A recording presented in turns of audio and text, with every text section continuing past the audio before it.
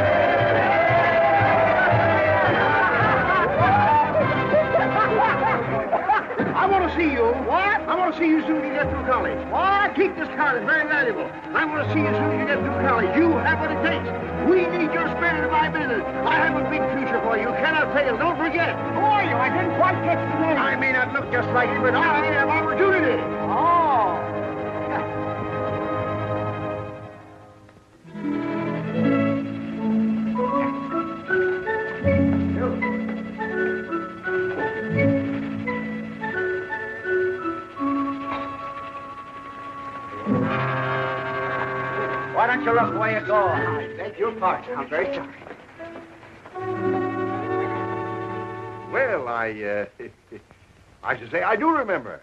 I should certainly hope to kiss a pig if I didn't. Thank you. Now, let me see. That was football, wasn't it? Or was it ice hockey? I go to everything. Football, Mr. Waggleberry. Football, of course. And I presume I promised you a job. I usually do when I get excited.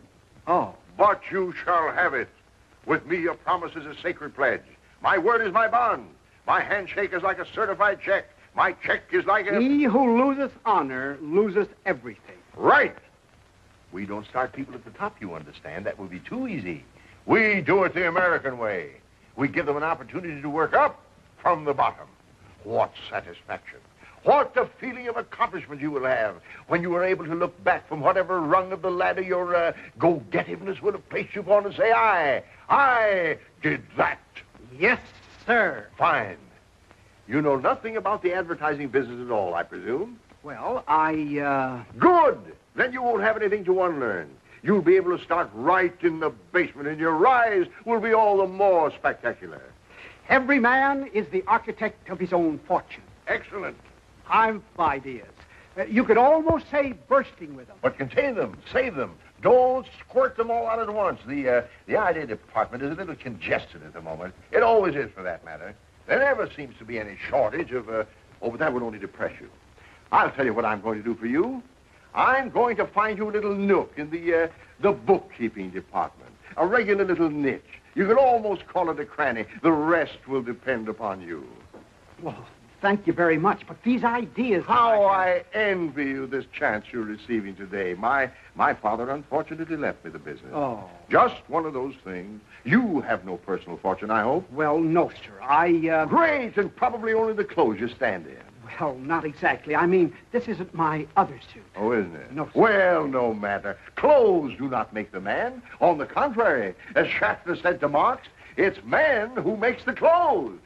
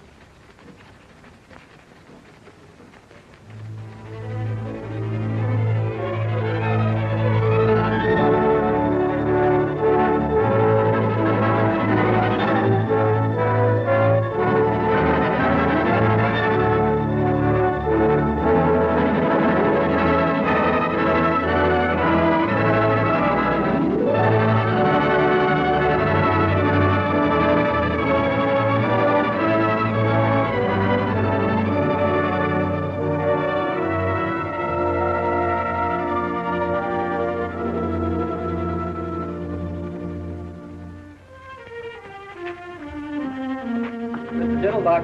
Yes, Will. Where the boss would like to see you. Oh, me? Oh. By the way.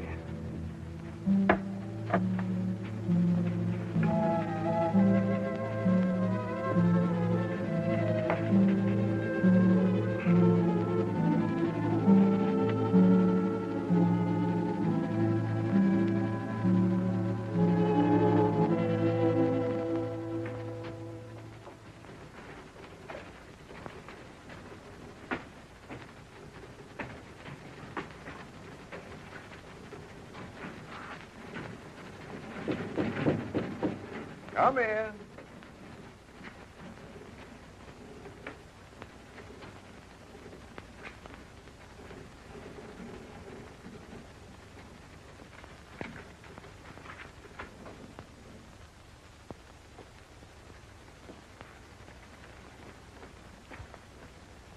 You want to see me, Chief?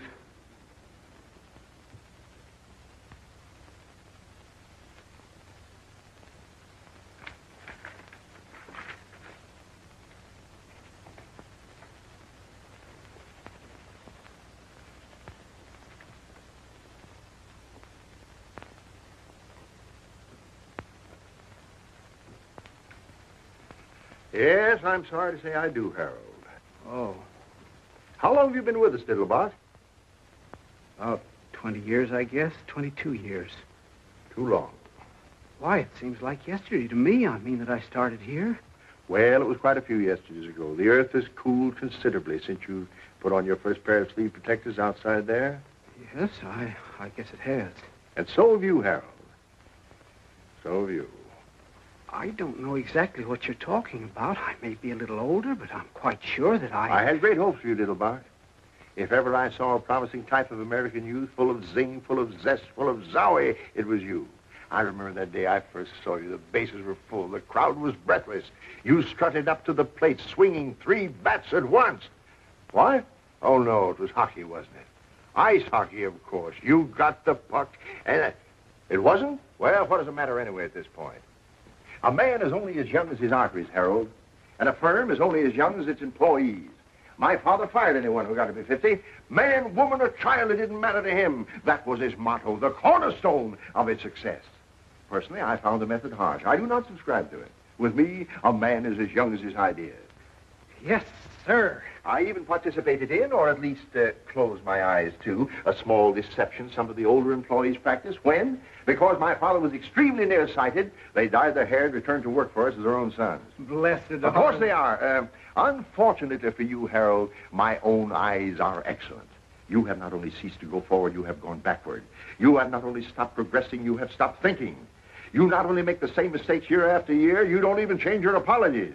You have become a bottleneck.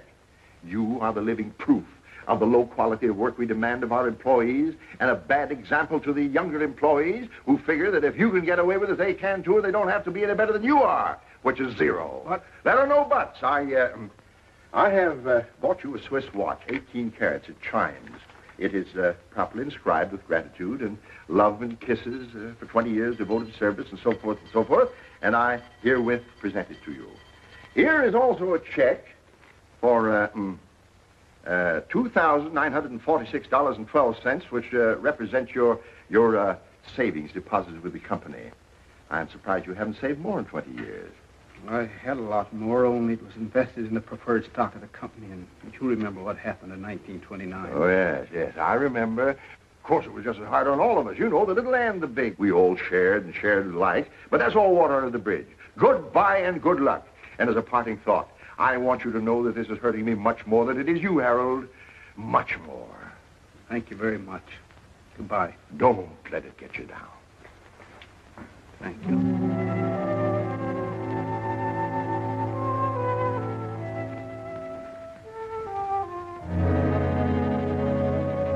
Football. Huh? It was football I used to play.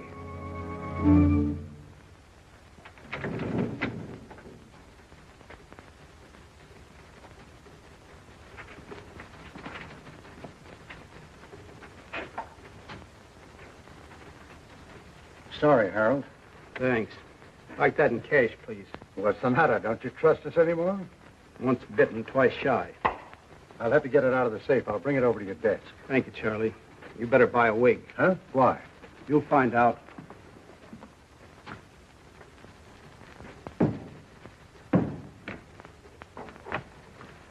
Here you are, Harold. Thanks, Charlie. Just endorse it.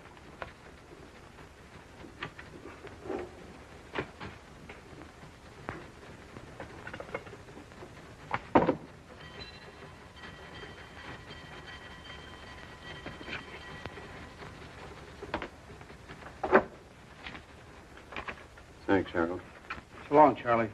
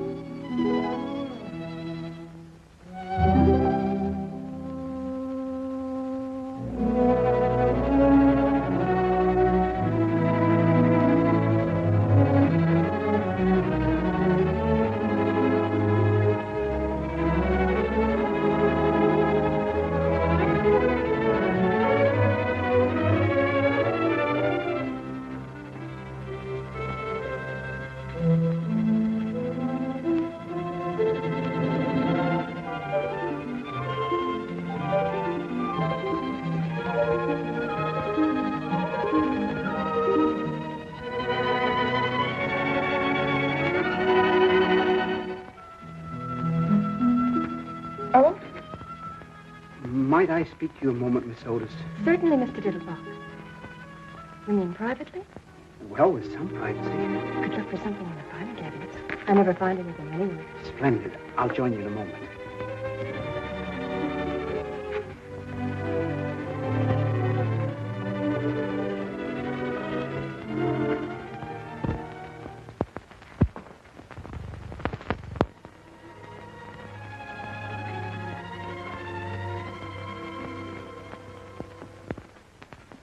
Miss Otis, Yes, Mr. Diddlebock. Miss Otis, when your eldest sister Hortense came to work here some 17 or 18 years ago, I fell in love with her. She was a lovely girl. Yes, I know. I mean that you fell in love with her. She told me. Oh, she swept me off my feet. My circumstances at that time did not permit even the contemplation of marriage. I know she told me. When she very wisely stopped waiting for me and married the gentleman whose life she has since illuminated, I felt that my own life was ended, that I would never love again, that the sunshine had withdrawn permanently behind the clouds. I know. Well, I was mistaken. Of course. Because when your next eldest sister, Irma, came to work here, I fell even more deeply in love with her than I had with Hortense. I know she told me. Hortense even got a little burn about it. Well, she needn't have, because when Irma, in her turn, got married and was replaced by your next eldest sister, Harriet, I felt that everything that had gone before was merely an appetizer. I know. She told me, too. They were getting better and better. Your mother seemed to be making them nicer every year. Thank you. I haven't come to you yet. When Harriet ran away with that headstone salesman, I was inconsolable. None of us felt very good about it. I was going to propose the very next day. She didn't know that. I had the ring in my pocket. I just made the last payment on it, the one I'd started for Hortense. It came so close. I never felt so defeated in my life. I never thought I'd smile again. Till you met Margie. That's right. She was even better than the others. Mother had more practice. Practice makes perfect. By then, of course, I'd been wiped out in the market. Oh, was that it? She never knew. That's right. I started to get on my feet again when your sister Claire came to work. Why didn't you ask her? Didn't you like her? Like her? I worshipped her. Only that irresponsible lout, that loafer who married my sister, chose that very moment to kick the bucket to pass on without leaving even a dime's worth of insurance. So I found myself with a ready-made family. Poor Mr. Diddlebock. I suppose you were in love with Rosemary, too, while she was here. Naturally. Of course, I was so in the habit of being in love with your mother's daughters, but then that it would be impossible for me to even see one without... Without what, Mr. Diddlebock? I presume you know I've adored you since the first morning you punched your first time card. You knew it, didn't you? Well, I suspected it. My sisters had warned me. Of course. Imagine being exposed to 7 Miss Americas and muffing the whole 7 of them. Poor Mr. Diddlebock. I'm leaving here today. Oh, no, Mr. Diddlebock. That's what I really wanted to tell you. I don't know where I'm going, and I very probably won't see you again. So, I want you to take this. It's all paid for.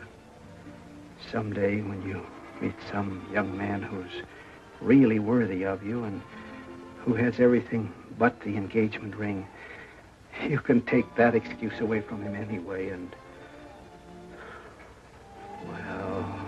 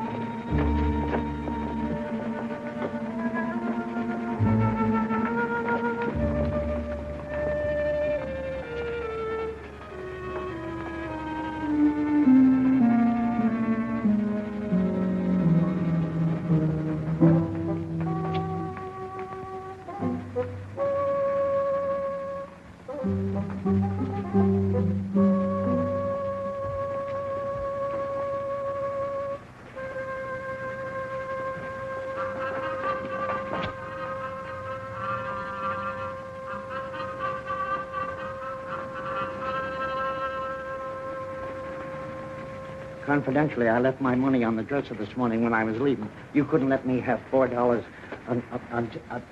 I say, you couldn't let me have You couldn't let me have $4 till Wednesday. That's my lucky day. There's a mag called Footshore running at Belmont. And you don't have to go if you can't spare it. I just said if you happen to have $4 you wasn't using until Footshore come in. A fool and his money are soon parted. Yeah, but think what beautiful memories he lays up.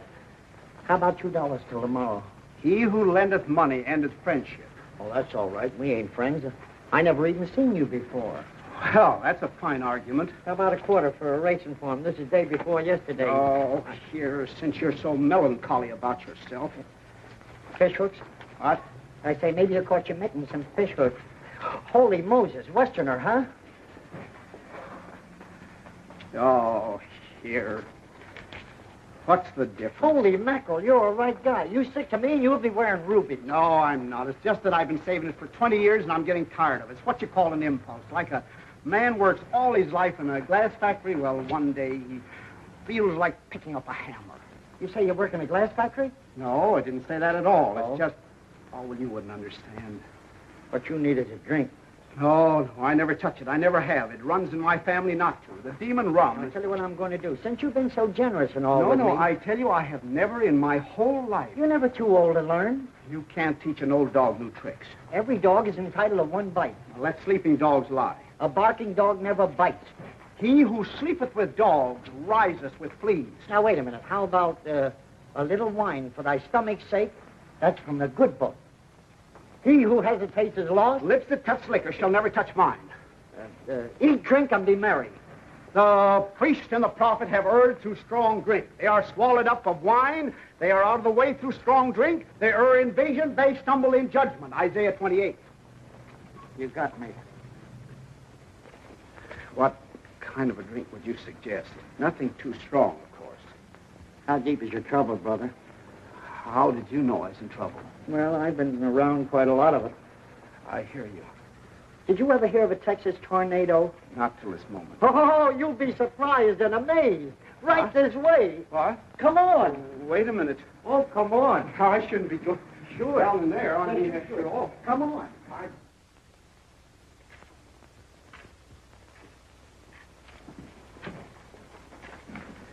Don't flash that roll in here. I wouldn't want anything to happen to it. A wise man keepeth his own counsel. Fine. Come on.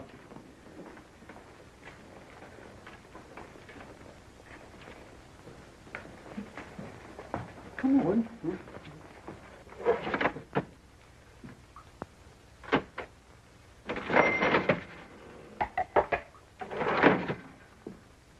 Good morning, gents. Good morning, Wormy. What's your pleasure? Jake, I want you to meet my friend, Mr. He staked me to a bankroll. Oh, fooling. He must be new around here. This calls for a little celebration, Mr. Diddlebock. Harold Diddlebock. Diddle what? Diddlebock. Bock is in beer. Oh, I thought you said Diddlebuck. Is it buckwheat cake? No, I didn't. Brother Diddlebuck, what's the matter with me? Bock. Oh, yeah, Bach. He's in some kind of trouble. Who is He's it? about to have his first drink. His first drink? Uh-huh. Well, drown my kittens. This is quite a moment. You mean his first this morning, or really his first ever and ever since he was weaned? I have never partaken. Now that I've had time to think it over, I Yes, don't... sir. You never know how the other half lives. You aroused the artist in me. It was just an impulse. Well, obey that impulse. Why don't you have a cigar? Have a cigar? Yes, sir. I'd like to make you something. Something you would remember. I wouldn't want anything... I mean, if I had anything at all, nothing potent. You understand? You'd never feel it. I was thinking of a Texas tornado. Oh, not for an occasion like this, Wormy. A tornado's a perfectly reliable commercial drink for conventions and hangovers and things like that. But this is almost, is the word Vestal? Huh? I mean, it ought to have organ music. I wouldn't want anything... I mean, opportunities like this come along all too rarely for a man with his heart and his work. Tell me, Mr. Diddleback, where were you born? What? Nebraska. Corn. And in what year, please? 1901. Fine, fine. They distilled some very palatable stuff in 1901. Now, let me see.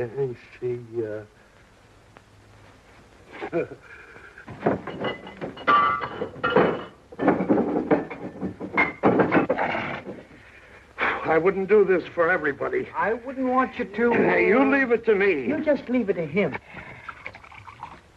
1901. 1901, a sort of meeting of old friends, brothers under the stars. It ought to help your personalities to get together.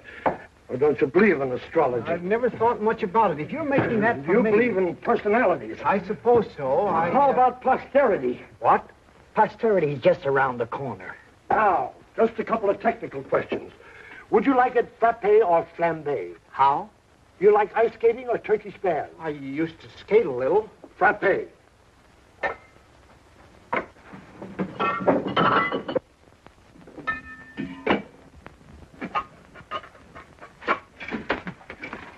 Frappe. Now, would you like it sweet or sharp? I don't really... How do you take your coffee? I take milk. You've answered my question. You prefer showers or sit-spans? Well, we have a shower over the tub, but there's always the danger stepping on the soap. Vodka. What? With vodka, you don't care what you step on. You can step on snakes. Now, wait a minute. Now, just relax. One final question. Do you prefer the taste of rosemary or wormwood? Who or who? Do you like Benedictine or absinthe? What? What kind of toothpaste do you use? Sozadone. I gotcha. If that's for me, you just leave it to him. What a scientist. Ain't that pretty? I wouldn't want anything to, They call him the professor. You just leave it to him. Oh, boy. Gentlemen, the Diddlebock. Ain't he wonderful? A genuine genius. That's certainly very kind of you. Don't mention it. And if you don't mind, I'll sample a mouthful with you. Well, I certainly hope you will after mixing up this much. The artist does not weigh his clay. Your very good health, Mr. Diddlebock. Here's to you, Mr. Diddlebock.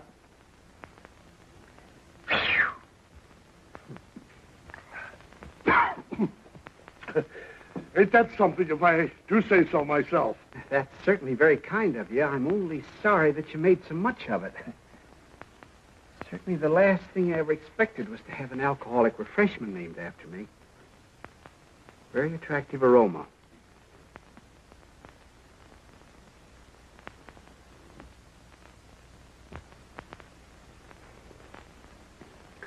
Very mild. Nothing to it. I wouldn't say that. But it has always seemed to me that the cocktail should approach us on tiptoe, like a young girl whose first appeal is innocence. What a poet.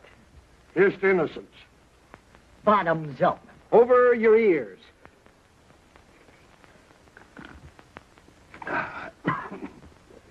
Doggone if he didn't inhale that like an expert. Welcome to the Brotherhood. Is that all there is to it? You are now a member in full standing. That's very, very pleasant. Just a little dividend. Just a drop. You'd never guess that you'd make so many different flavors in it. Like a poem. I suppose there is some alcohol in this. I will not deceive you. There is. You'd never know it. That's where the skill comes in. What a scientist. There ain't hardly another mixer in town could do you a thing like that. Oh, boy.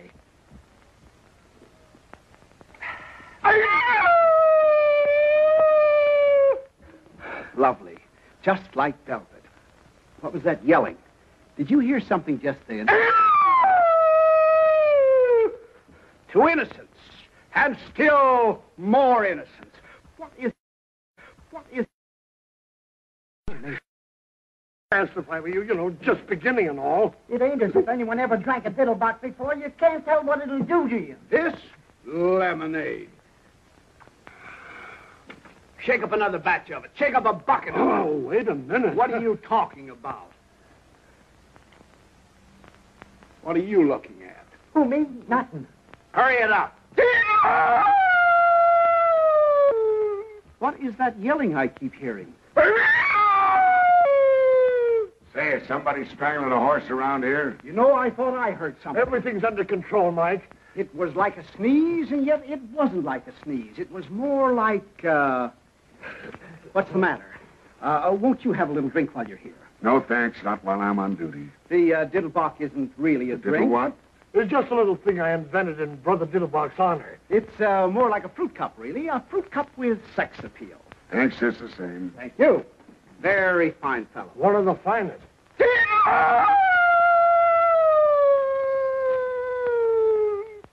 There it is again. I could have sworn I heard something. I suppose I didn't hear nothing that time. I'm very glad you noticed it, because I did too. Yeah, don't tell me. I've been telling these boys about it, but they're not sure. To me, it sounded like a cross between a Mongolian lynx and a wounded moose.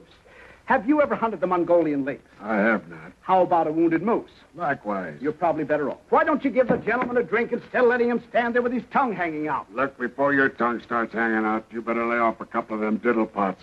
A fine thing at 11 o'clock in the morning. Who's he talking to? You? Now, wait a minute. Just a moment, officer. My friend may be small, but I want you to know that he's got a heart of gold, and I won't hear one word against him, you understand?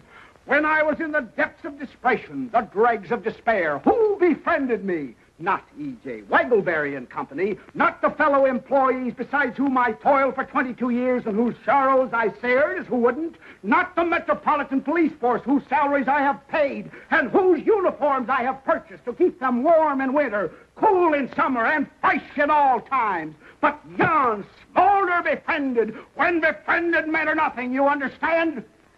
You handle him. Ha! Wait a minute. I just saw it. So what? The fellow doing the yelling. He's hiding behind the post there. Probably an escaped lunatic. I don't see anybody, Mr. Diddlebock. What do you mean you don't see anybody? You can't see that old crackpot with the spectacles? Why, that's you, Mr. Diddlebock. Me? That old tramp? Why, that doesn't look anything more like me. Look at that collar. Looks like a horse collar. Oh, it ain't so bad, Mr. Diddlebock. How long have I been looking like this? You've always looked like that, Mr. Diddlebock, at least ever since I've known you. Why, this is an outrage. Look at that old scarecrow. Look at that suit.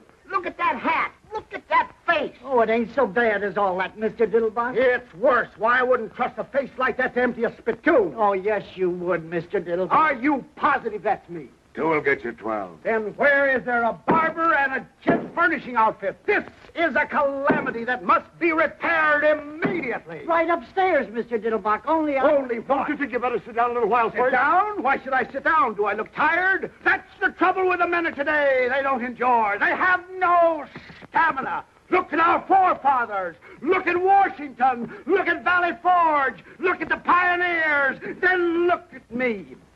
Hey, are you a barber? I'm looking for one. Yes, but excuse me. Is there a leopard loose in the building or something? Everything is under control.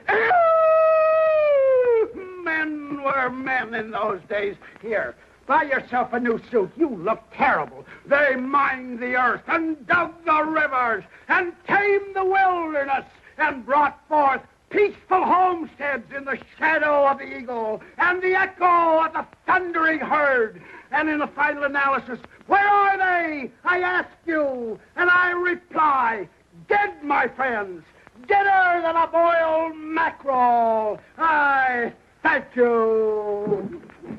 Are you all right? A barber and a tailor. A barber and a tailor. A barber and a tailor. And the world is mine. A barber and a tailor. You better remember what you put in that so it won't happen again. What's the matter with this? Should old acquaintance be forgot for the sake of old lang syne? Now, if you'll just slip into this, Mr. Diddlebuck. That wouldn't be a little on the quiet side, would it? Yes, I think you're right. Hide not thy light under a bushel. You need a tent to hide that one. Well, then we'll try this little Glen awkward plan. Love. Murder. Well, now, Mr. Diddlebuck indicated to me that he wanted something courageous. I made this for a dog act. I can hear it barking. Very clever. I bet they have to get up pretty early in the morning to catch you in bed. It's been tried. Oh. Well, now, suppose we try this little pinstripe. Why? Well, we just thought, the young lady and I, that this was a smidgen on the loud side, a mildy, of course. Oh, you did? It's the check within the check within the check that turns my stomach. Oh, it is. How true. Hello, Max. How depressingly true. Who's the tosspot? That's my friend, Mr. Diddlebock. Now, that would call for a waist measurement of about 32. Excellent. I'll be back in a flash, and you won't know yourself. Excuse me. Well, so long. Better luck next time. Just a moment. Why are you giving that lowbrow your money? Lowbrow? Now, wait a minute. Now, here, wait a minute. This is Max, the bookies man. Don't you remember that goat I was betting on? This goat? Listen, Chester. No. Footsure. He lost. Why do you bet on goats? You want to bet on something? Bet on horses. They run faster. Yes, sir. You say this animal lost? Totally. I see. Well, now is the time to turn defeat into victory through a clever maneuver. Yes, sir. Now, who are the contestants in the next sprint? Let's see. Window-pane, Butcher Boy, Senor Pepito. Ox-Nose, Pepper Pot, Crazy Maisie. Kid Joy. These handles.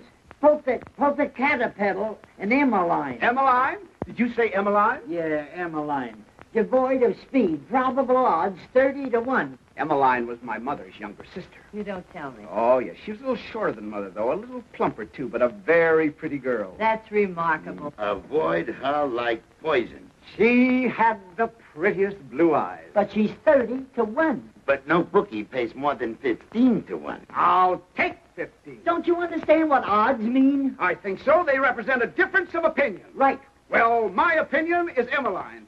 She must be a beautiful goat. I mean, if she's She's a horse. Oh, well, all the better. They run faster. I don't want to hurry you, none. But if anybody still wants to get a bet down, I get 15 to 1 for Emmeline. especially if she wins. $1,000. $1,000.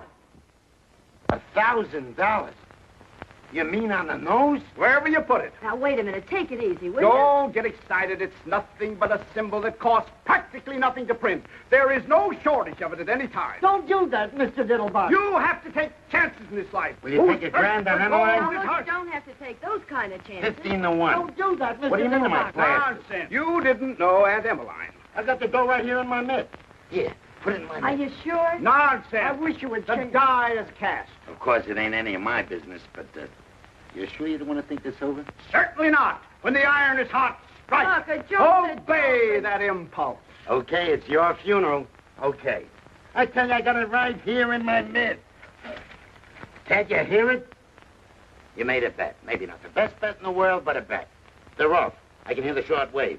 Senor Pepito going to the front by a head. Window-pane second. Crazy Maisie third. Butcher Boy fourth. And the Popo Caterpillar. Let me hear that. $1,000. Keep quiet. Let me hear that, will you, please? Around the chain. It's Pepito in front by 3/4 of a length. Window-pane a second by a head. Crazy Maisie's third by a head. At the quarter, it's window-pane by a head. And here we are, Mr. Diddlebock. I just brought a few accessories in case. Pepito a second by half a length. Now, if you'll just slip into these, Mr. Diddlebock. Would you mind glancing the other way, dear? With pleasure. Oh. With your permission, Mr. Diddlebock. Butcher Boy got through on the inside and is going to the... Crazy Maisie fronted. She's swerving the Butcher Boy on the rail. Then... Right, the skin on her feet. Thank you. All this noise. Possibly a Window-pane change is of straight shirt, by... Mr. Diddlebock? This one. By all means. Now, if you just slip your coat off, Mr. Diddlebock. Window-pane got through on the outside, but... Crazy Maisie ran wide and bit him. What? She's crazy. Now she's back at the rail in front by a length. Pepito And there we Boy are. got through in the outside. Very nice. Coming up between horses. They're clearing for home. It's Crazy Maisie by a length. Pepito is second by half a length. And There. Butcher Boy's coming up. No. Butcher Boy is third No. by a length. Butcher Boy is second.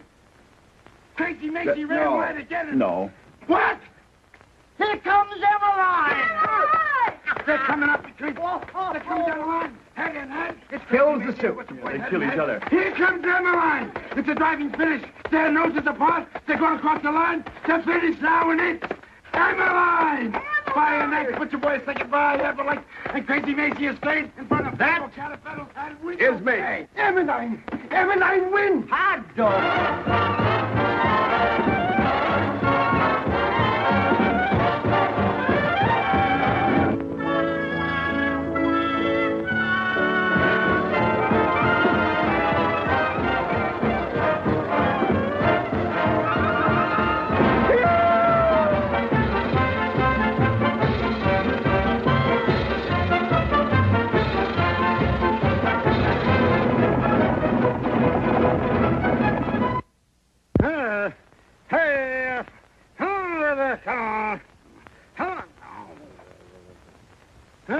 Wake up, you nasty thing. A fine brother you turned out to be.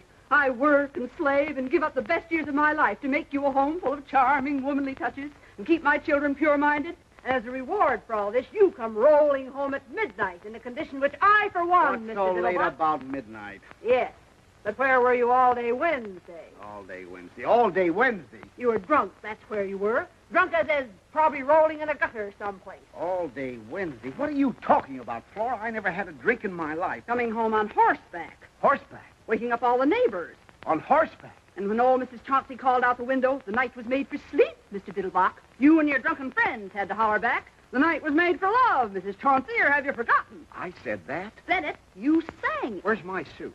Well, you came home in this thing. What is it, a horse blanket? It would look as good on a horse as it did on you. You mean I actually walked the streets in this? You rode horseback in the streets in it. Wonder if anybody saw me. Oh, no, of course not. You probably didn't attract any more attention than Lady Godiva in Macy's window at noon. Form-fit Franklin, featuring the figure phenomenal. Form-fit? Wonder if I get my money back on it. You could try, but I doubt it. You might see what you can get on this while you're at it. Oh, take it off, will you? I feel bad enough as it is. I had a fortune. I had thousands. I had all my savings in one big... Wait a minute. I had tens of thousands. You had tens of thousands. I tell you, I did. Where are my pants? Maybe you threw them out the window. I tell you, I had a fortune in them. You had a fortune in them. And where did you acquire this fortune, may I ask, if I'm not too inquisitive?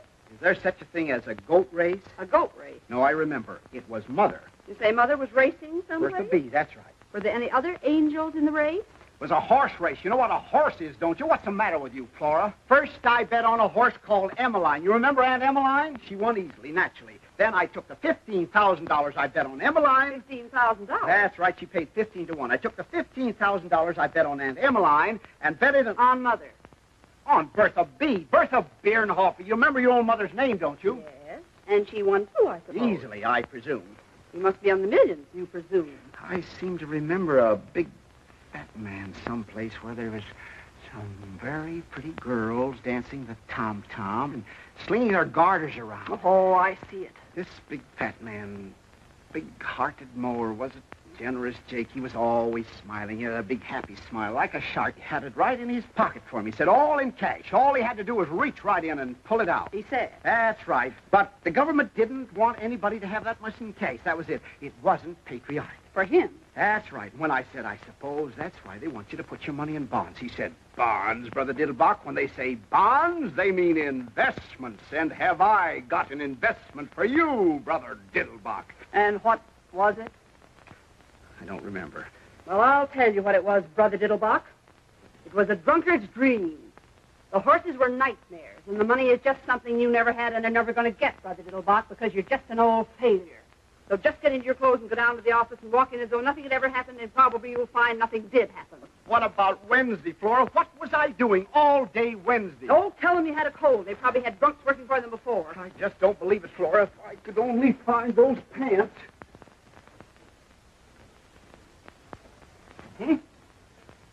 Oh, boy.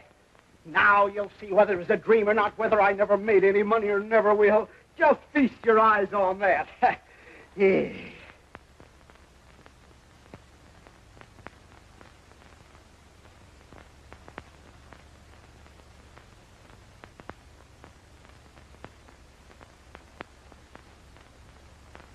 Well, that's certainly funny.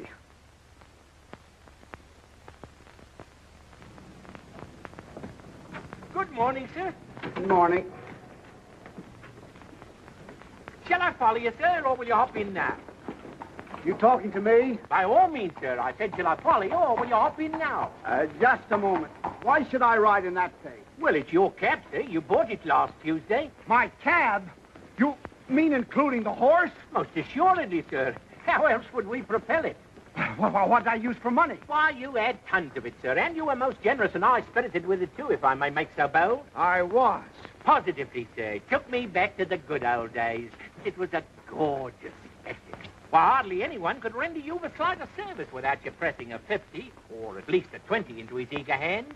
I almost thought once or twice you overdid it, sir. Excuse me, you didn't happen to notice what I did with any of that money, did you? Or even some of it? Oh, you were most free with it, sir. The women were at your feet, sir, if I may make so bold. They were. Prostrate, sir, absolutely horizontal.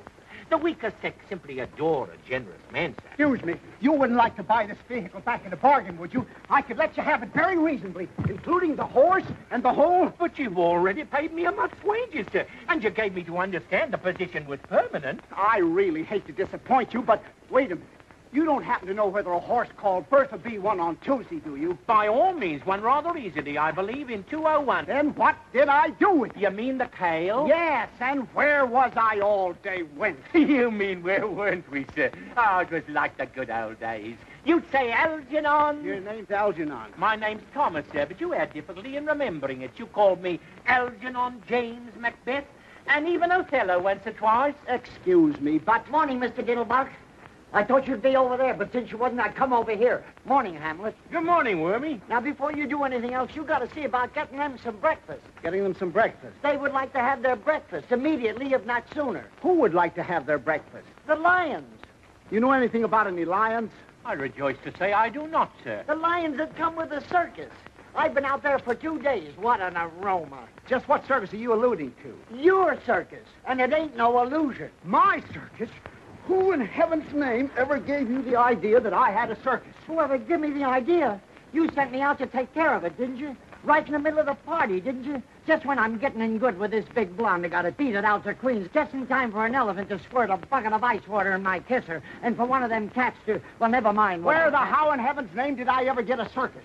Lucky Leopold give it to you instead of the dough you won from him. Wild Bill Hitchcock lost his circus to him. Then I did win on Bertha B. Oh, sure, for all the good it done you. You said you had always wanted a circus. I did. You did and you have. You sure got your wish. I see. And we have many hungry mouths to feed. Oh, we have. I was hoping it was just a small lion act or something. Maybe one lion and a couple of trained birds, maybe.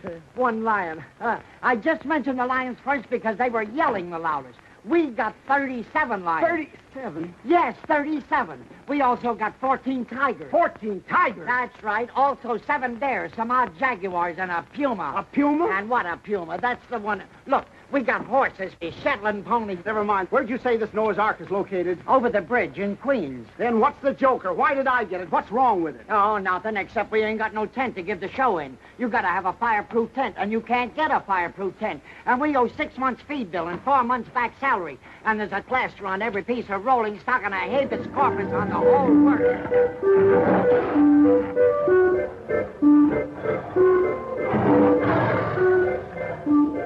Now, how would you feel about repossessing your circus at a fraction of its original cost? I'd like to be 9,000 miles away from it, home in the arms of my mother. I see. I could make you an exceptionally attractive offer. You couldn't make me an attractive offer, not if you got down your bended knees and threw in a set of dishes. I see. You don't, but you will.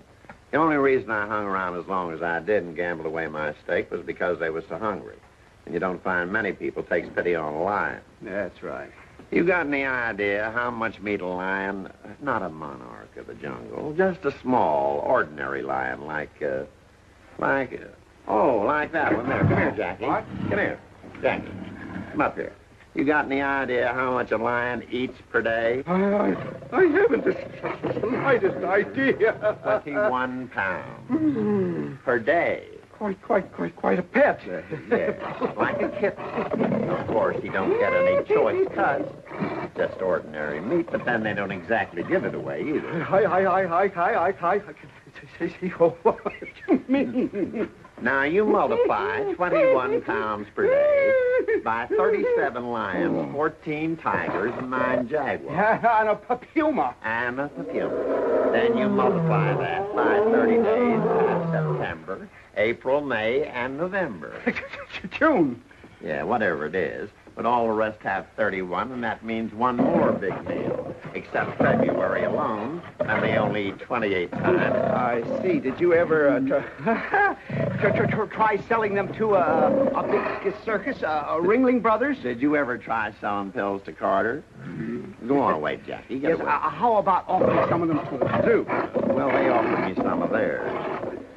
You did, huh? Yeah. Well, a circus must be really quite a white elephant. I'm glad you brought that up. Have you got any idea how much an elephant eats in, say a week? Hot or cold, rain or shine, 52 weeks a year regular? I haven't the slightest idea. Well, not counting the peanuts, or the 150 pounds of bran, or the 200 pounds of oats, or the 50 gallons of pure spring water they drink to wash it down with, can your mind envision a ton of hay? A ton? A haystack. Of hay? Alfalfa. Why, that's impossible. It would die of indigestion. Nothing can eat a ton of hay. An elephant can with ease. Now, let me tell you about the hippopotamus. The hippopotamus does not, as you might suppose, live on a diet of water. Oh, hello, Guslap. Hippopotamus is all very nice, but where's the fish? Fish? Who wants Mr. fish? This Diddlebock. isn't Friday. There's a few characters out here would like to have a little word with you. Just a moment. We will speak for ourselves, if it's all the same to you, my small friend. You, sir. This is indeed a great pleasure. Mr. Diddleback, isn't it? The pleasure's all mine, sir, madam. Ethically and morally, we are not responsible for the acts of our predecessor, but sometimes, technically, we are. And now, if you'll come this way and present your statements, one at a time. This one, and now another, and now another. Have you any more?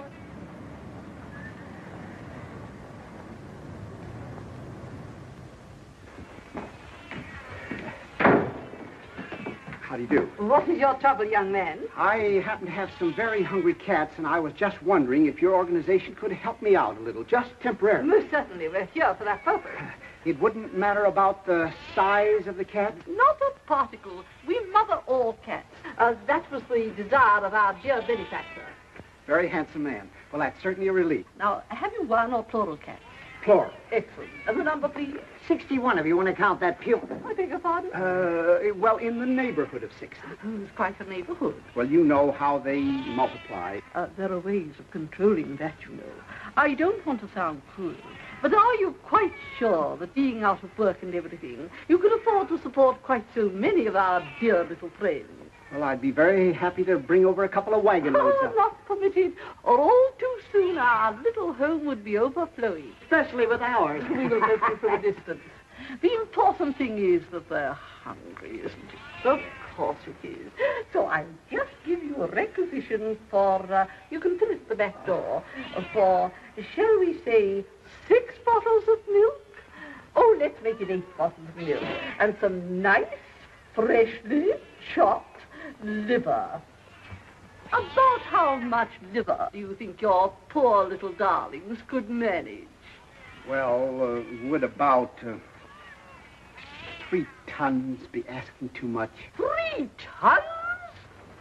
We could have took a couple of pounds of that liver. What for? For lunch.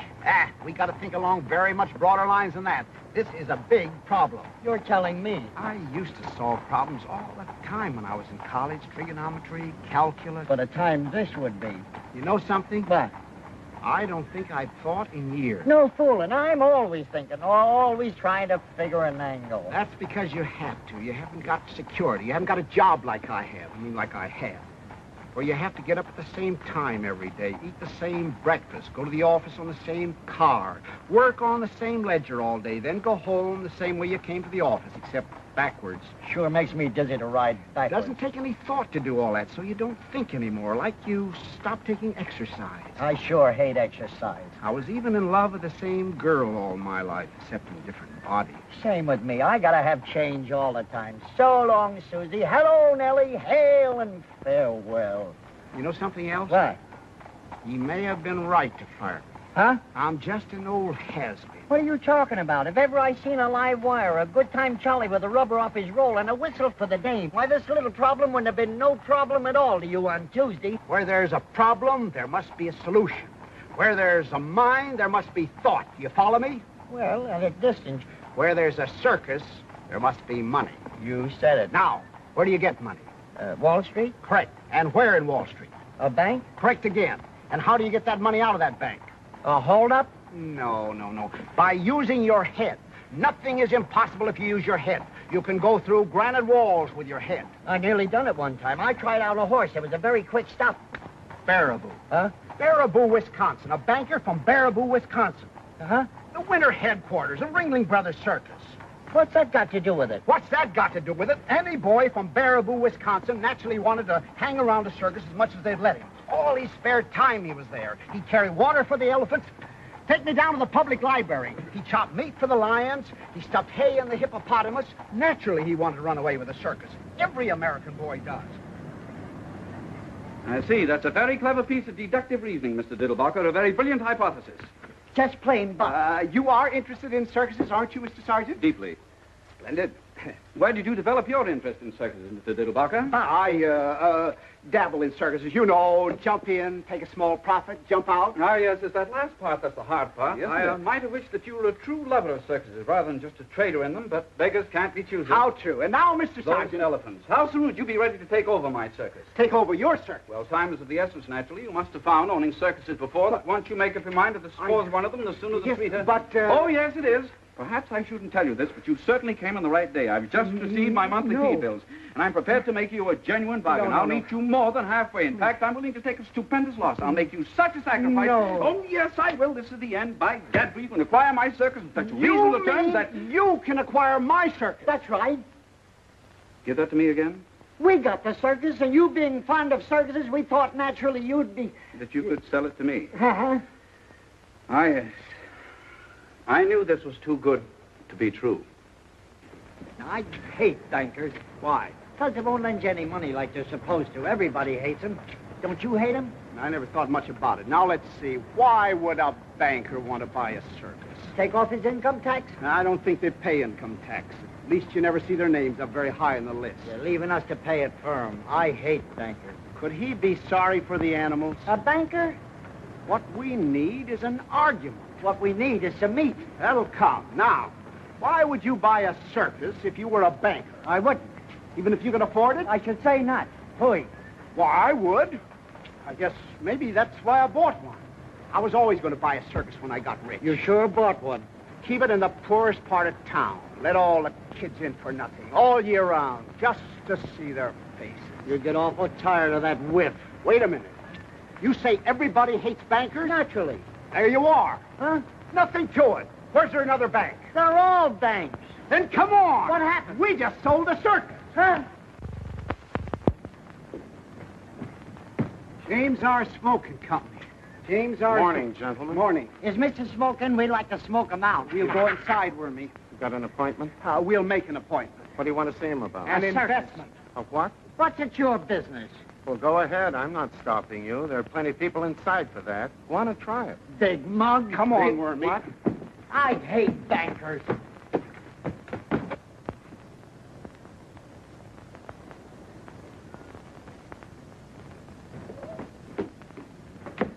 Well, Listen, you.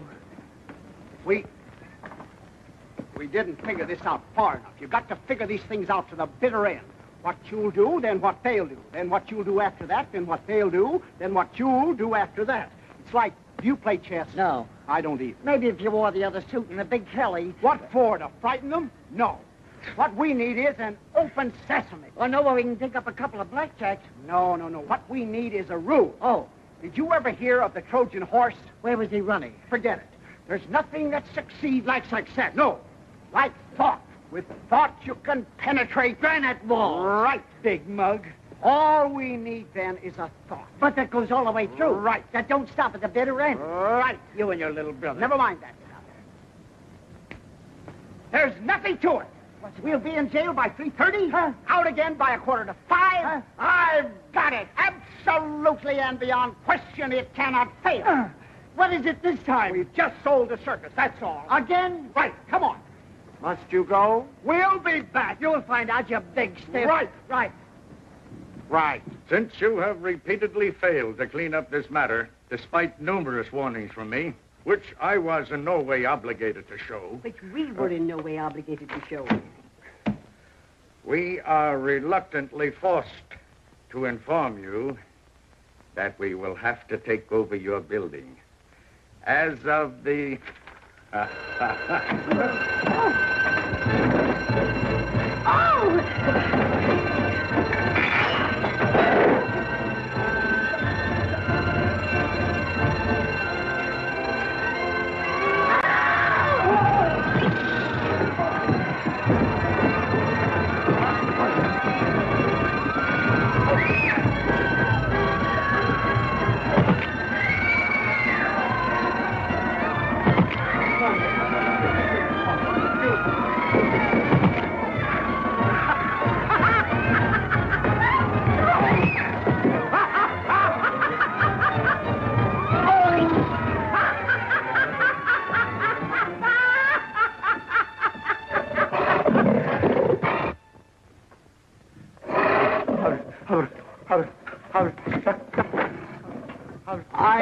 we're not intruding. Mr. Smoke, I presume? I wonder if I could have a few moments of your valuable time. Mr. Smoke. Where are you, Mr. Smoke? Now, wait a minute, Jackie.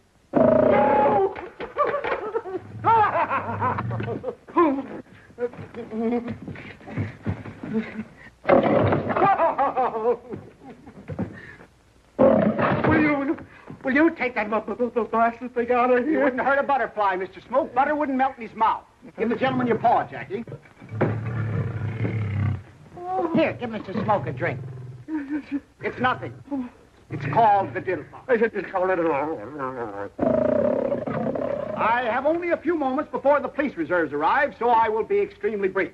As you know, Mr. Smoke, you are loathed by everyone. Why? Because you are a banker. I am here to repopularize you overnight through the medium of the James R. Smoke year-round free circus for children. Adults, 55 cents. Remember that the richest man in the world spent millions to become popular. I will make you popular overnight and for nothing. There's only one circus in the world for sale. Why, Jackie?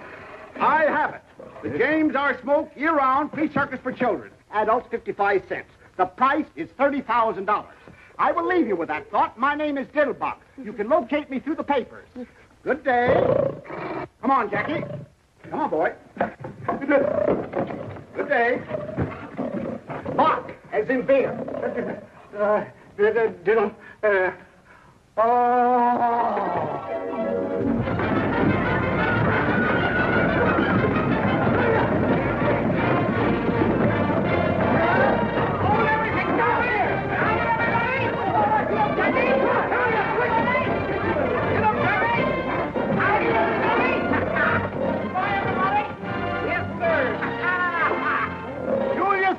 Year-round free circus for children. Remember those words. Adults, 55 cents. As you know, Mr. Margoff, you are abominated by everybody. And my plan is to make Here, have a drink. It's nothing. Stand back, Mr. Wild Animal. Stand back, Get up, Jackie. As you know, Mr. Blackson, you are despised, reviled, and detested by all normal human beings. My plan is to undo this great wrong through the medium of the Jeremiah T. Blackson year-round free circus for poor children. Adults, 55 cents. Drop that gun. Here, have a drink.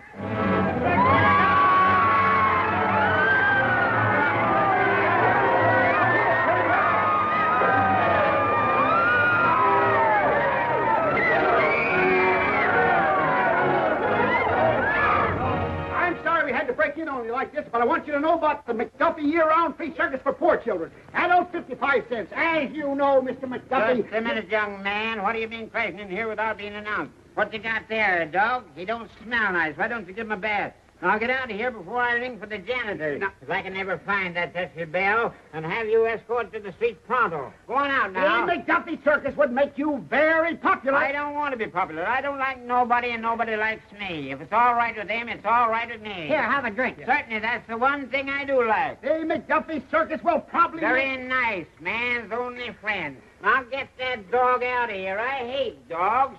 Shoe roller. Go on, get out. Get out. Now, where are you? Get out of here now. I can smell you, but I can't...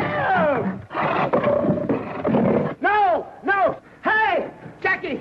Look out for Jackie! Here, Jackie! Here, Jackie! Now look what you done! Here, Jackie! Here, Jackie! Here, Jackie! What?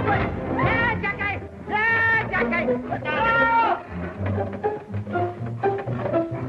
What's the matter with you? What are you trying to do?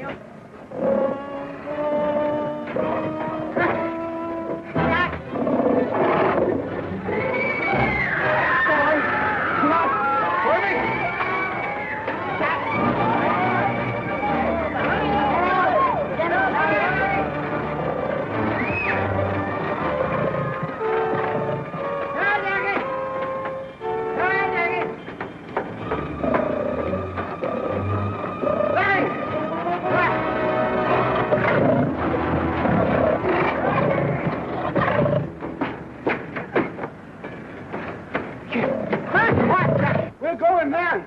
Take him in through the end window. All right. Stay back, boy. No!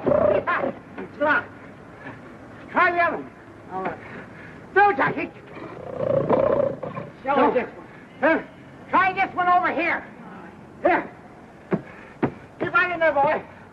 Quiet now. Stay right. It's locked, too. Huh? I'll try the other one. Fast. Try. Back there. Be quiet, boy. Ah! Mr. Diddlebock! No! Hand! Do something. Here, keep back, boy. Come over. Give me your hand now. Careful. Hey! No. Please, wait a minute. Come on, Bubba. Come on, hold my hand. Look out! Look out! What are you doing? Hey! No. What's the matter with you? It's enough. Stay back there. Now I got my glasses. Oh, all right. I'll buy you another pair. They was only from the dime store, but it took me 3 weeks to pick them up. Where are you? Never mind. Look out! Here, no! Mr. Diddlebock. Please, Mr. Diddlebock. What are you trying to do here? You don't see I'm the 66. Careful now. Yeah. Ah! No, hang on. No, stay back there. Come back. I'll show you how to open them. Wait a minute. Don't frighten Jackie. He don't frighten that easy. This is one time I thought the thought all the way. Get back, Jackie. And I ain't going over that precipice again. Now, hey! Stay there, Jackie, now. Now be quiet, Jackie. That's a nice old iron. Only be a second now. Be careful, boy. Oh, no. What's wrong, for heaven's sake?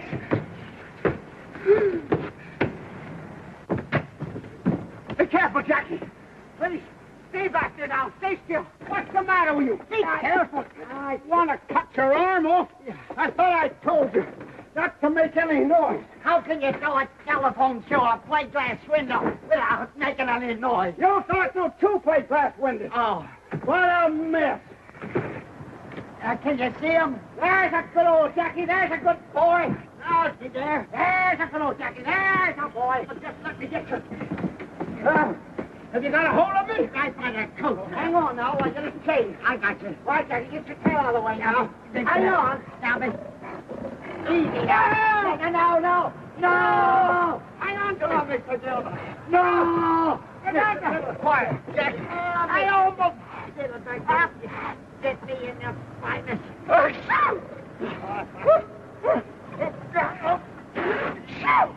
Jackie! Are you all right now? Just 1 minute. Now take it. Jackie, I can't. Clear the edge now. No. Mr. Diddlebock. Where are you? I got you. I better get it with my foot. Oh. Quiet now. Yeah. Are you all right? Oh, just a minute. You got a hold of me? Yeah, I got you. Good. Now, hang on. I got it. Oh, no. I see. Throw the tail up from around Jackie's, the chain from up around Jackie's neck. I see. Now, and you got a good hold of it. Just a minute now. Hang on. What? What's the matter? I'll show you. If I only had my glasses. Okay, now, hang on. I got you. There I go. Yeah, got you. I can't feel you holding me. I got you in a death grip. You got me good solid. You betcha. There I go now. Be careful now, Mr. Diddlebock. I got it. You got a good hold on me. Sure, I got you. But why is your voice so far away when your coattails are right here? What? Wormy! Help me! Help! Wormy! Mr. Diddlebock! Hurry, somebody, help me! No, Jackie! Give me your hat! Where is your head? Help me, Mr. Diddlebock! Here I am, way over here now! Over where? I'm trying. No! Do something, Wormy! Way over here, Wormy! No, Jackie! No! Hurry up, Bill! Oh! Mr. Diddlebock! Mr. Diddlebock! Hurry up, Wormy! Oh! Have you got him? Come on, boy! Have you got him, Bill? Can you reach me? I'll get something. Do something! Where are you? This thing, I can get a hold of it. There it goes, not everything. Everything that's in your way. Mr. Diddlebock! Hold on a minute. Come on, here I come.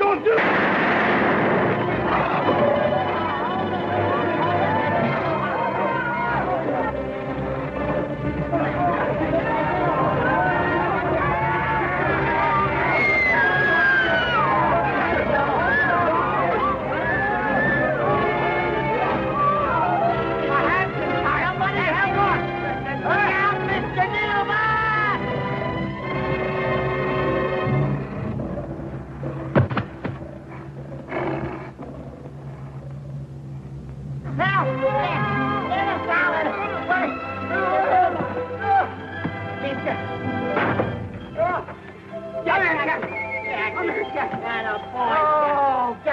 boy. Good old Jack. Yeah, good old Jack. Was it part of the plan? No, there was something added.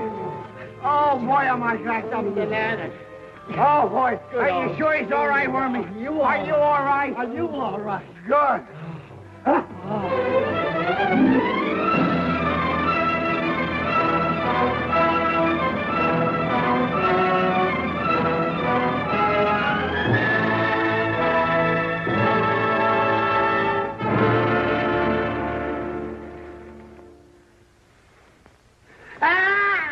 Wait a minute. Look out! Hang on! Help! Hang on! Help! Hang on! Help! What's the matter with you? I'm sorry. I ain't never going to be the same again. Oh, boy, is this nice in here. Thought you didn't like jails. This is the first time I ever appreciated one. So cozy, so solid. Don't they build them nice? Well, we'll be out of it pretty soon. No hurry. We gotta get over this, you know. That wasn't part of the plan at all. You're telling me. Now, let's see. I said that we'd be in jail by 3:30. We are, and I love it. And out again by 4:45. We ain't, and it's all right with me. Good old Jackie, did you stick your neck out?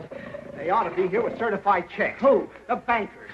They have to come with certified checks. There's nothing in this world as strong as a good idea. Never has failed, never will fail. It cannot fail.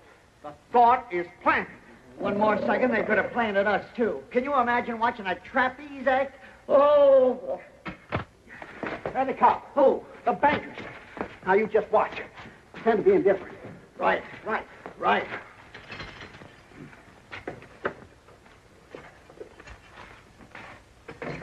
Young lady bailed out. A young lady. The banker's secretary. He sent her over. Come on.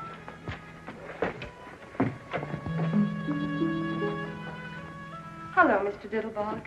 I'm so sorry. You're in trouble. What's that? Why, Miss Otis? That's just Jackie. Don't pay any attention to him. You bailed me out? Well, naturally, Mr. Diddlebock. We just put our savings together. That's all. He can't get out, can he? Of course not. That's all savings are for anyway. Naturally, they weren't all mine. Hortense had the most, of course, being the others. Naturally. And when we heard you were in trouble, are you sure they're strong enough? Of course they are. They keep murders in them. I can't thank you enough, my dear Miss Otis. I'm terribly touched, and as soon as I have a minute, I'll thank you for hours. But I'm not in the slightest trouble. This is all part of a plan, a foolproof plan. That cannot fail. That cannot fail. Oh, I thought you were in trouble. Far from it. Do I look as if I were in trouble? Now, you didn't have to see any bankers downstairs on your way up here, did you? No, I didn't, Mr. Diddlebock. Only a colored man. What was he doing? Mopping the floor, except the sergeant. They've had plenty of time to get here. At least one of them should have come to steal a march on the others. They must know where I am. The paper says exactly. The Battery Park Police Station. You didn't have any trouble finding me, did you? I didn't see the papers, Mr. Diddlebock. Your coachman came and got me.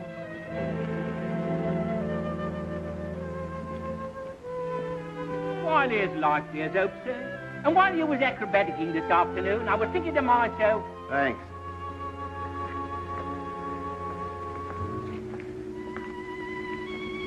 I'm awfully sorry, Mr. Diddlebock. I don't know exactly what you're disappointed about, but maybe you could get arrested some other time if that's what you're trying to do. Well, that's that. But I just can't understand it. Come on, Wormy. We'll take Miss Otis home anyway. It's about all we have to offer. And we'll come back and get Jack in. I'd be glad to go back in jail, Miss Otis, if it would get you your savings back. Don't talk nonsense, Mr. Diddlebock. Don't be depressed. The day is always darkest. I know, just before the cyclone. Say, what's the Battery Park Police Station doing on Canal Street? The Battery Park Police Station, too? Yes, that's where the paper said I was. Oh, they couldn't take you in. There wasn't room. Some roisterers of some kind got in ahead of you.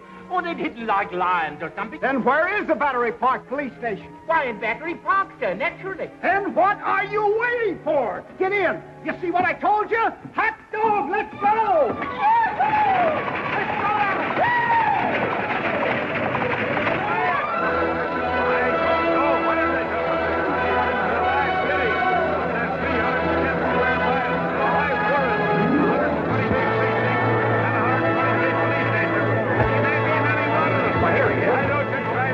Quiet! Quiet, quiet! Did anybody see any bankers around here? I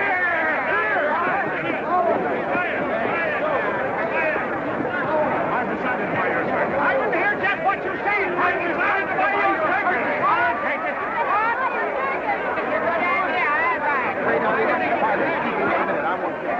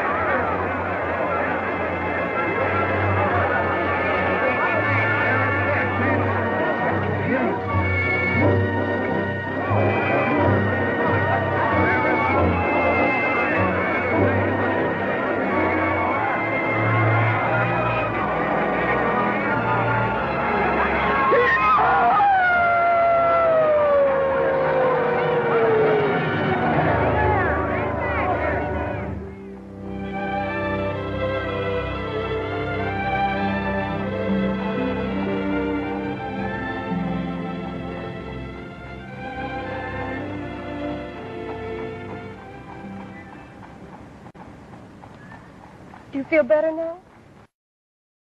Air would do you good. It's very kind of you. Oh, yes, this is my cab, isn't it? What a day. Say, was I hanging off a line from a building, or did I have a nightmare? I'm afraid you did, Mr. Diddlebock. I mean, hang off the building. But I really wish you wouldn't anymore now that it isn't necessary. You wish I wouldn't. I mean, now that you're a member of the firm and everything. What firm is that? Why, Waggleberry and Company, where you always work. You say I'm a... But of course you are. Mr. Waggleberry said that Sergeant's free circus idea was the best advertising idea he'd heard of since Brody jumped off the bridge.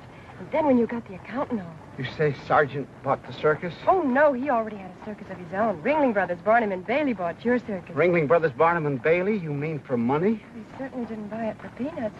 But I thought that there were some bankers. Weren't there some bankers who wanted it or something? Oh, yes, but they didn't want it as much as Ringling Brothers, Barnum and Bailey wanted it. They just wanted it for the free circus idea, which Mr. Sargent already had, which made you a member of the firm. But Ringling Brothers, Barnum and Bailey really wanted it. The bankers never got any higher than $150,000. $150,000? That's right. But when Ringling Brothers don't like something, they really don't like it. Don't like... They don't like free circuses. $175,000 worth they don't like them. Here's your check. $175,000. I'm so happy for you, Mr. Diddlebock. I mean, so much happening in such a short time. I'm very proud of you, too. You must be terribly intelligent. I beg your pardon, Mr. Diddlebock? $175,000. That's right. You see, it's written... Oh. It's written twice. Oh, you're wearing it. The engagement ring. I remember now. $175,000. How beautiful it looks on your little hand. I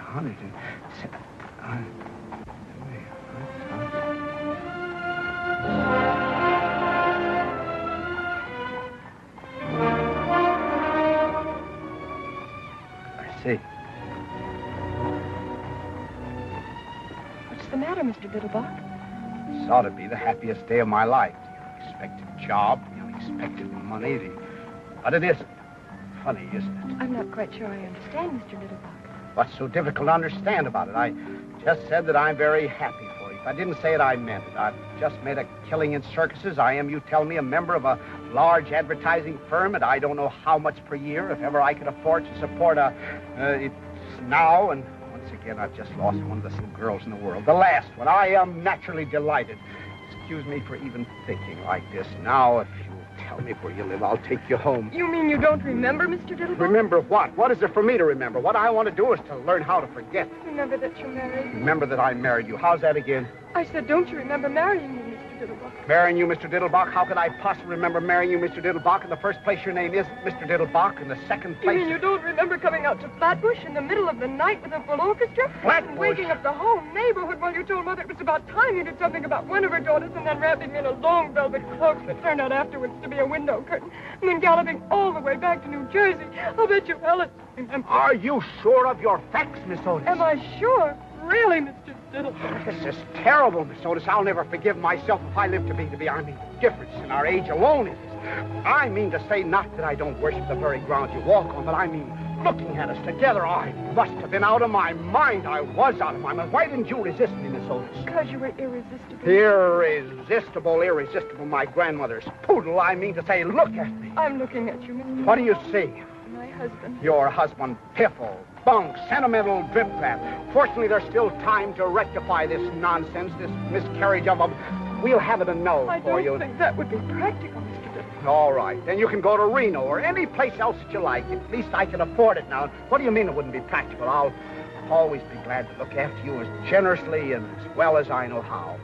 Anything that I have is yours, Miss Otis. Everything I have is yours, Mr. Diddlebock. And I'll tell you something else, Mr. Diddlebock. I'm not going to Reno or any place else because you see, Mr. Diddlebock, it took you so long to make up your mind to join our family that now that we have you, we don't think we'd better ever let you go. But, my dear Miss... And I'll tell you something else, Mr. Diddlebock, that you also haven't bothered to ask me. I love you, Mr. Diddlebock. But, my dear Miss Otis, my dear child. Oh, my dear...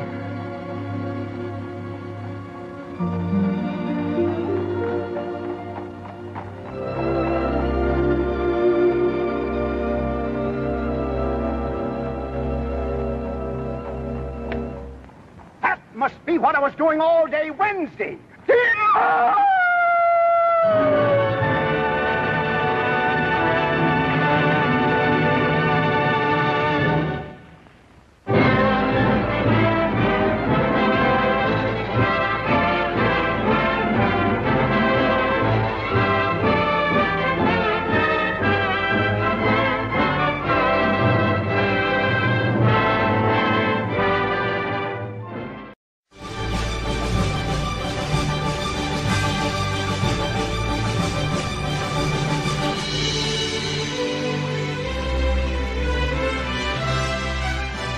You're watching Classic TV on Wayback Machine 1. Subscribe today.